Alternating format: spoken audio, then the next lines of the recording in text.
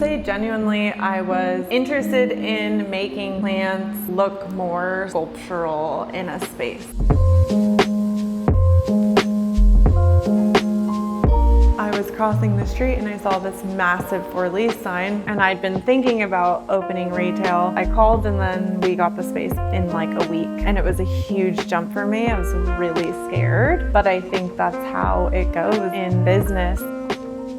We take pictures of every single plant, every single visit, and we're at people's homes either once a week or every other week, connecting with people in their homes, having them ask questions about their plants, and then watching them grow with us, I think is really fun. We'll do these like end of the year, like, look where your plant was at in the beginning of last year, like, look where it's at now.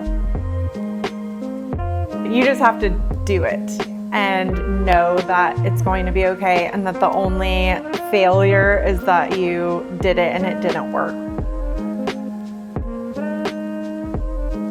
It was a combination of wanting to combine and marry design, people, art, and obviously plants, but how does that become something beautiful?